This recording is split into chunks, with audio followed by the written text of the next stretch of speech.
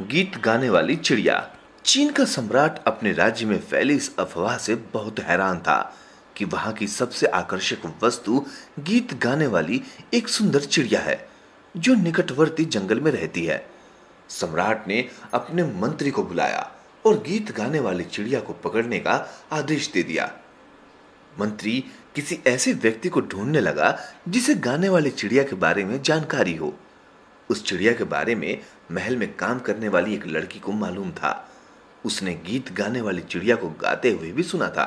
लड़की की सहायता से मंत्री उस चिड़िया को पकड़कर सम्राट के पास ले आया। चिड़िया को सोने के एक पिंजरे में रखा गया। वो रोजाना सुबह सम्राट के लिए गीत गाती थी। सम्राट उसके गाने से बहुत खुश होता था। चिड़िया को दिन में उड़ने के लिए छोड़ दिया जाता था, परंतु उसके पैर में रेशम का धागा बंधा रहता था। कुछ दिनों बाद जापान के सम्राट ने चीन के सम्राट को उपहार स्वरूप एक सुनहरी चिड़िया भेजी।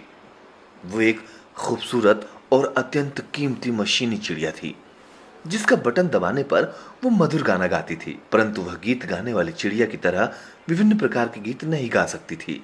चीन का सम्राट उस मशीनी चिड़िया से इतना प्रभावित हुआ कि वो गीत गाने वाली चिड़िया को एकदम भूल गया। एक दिन जब चीन का सम्राट और उसके समस्त दरबारी सुनहरी मशीनी चिड़िया के गाने का आनंद ले रहे थे, तो गीत गाने वाली चिड़िया पिंजड़े से निकलकर उड़ गई और वापस जंगल में चली गई।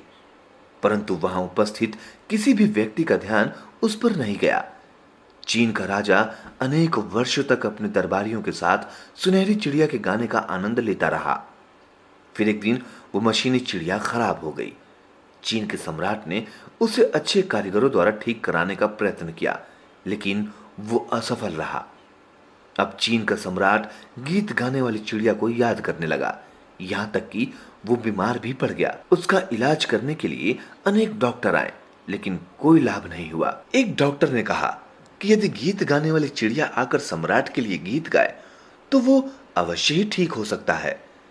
चीन के सभी नागरिक निकटवर्ती जंगल में उस चिड़िया को ढूंढने लगे, लेकिन असफल रहे। चीन की रानी और सभी दरबारी इस बात से दुखी थे कि चिड़िया के अभाव में सम्राट की मृत्यु हो जाएगी।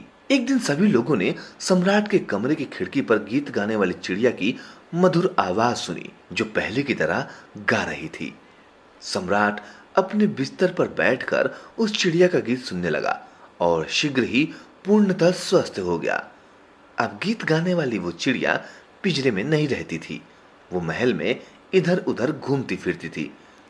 उसके गीत अब काफी मीठे होते थे, क्योंकि वो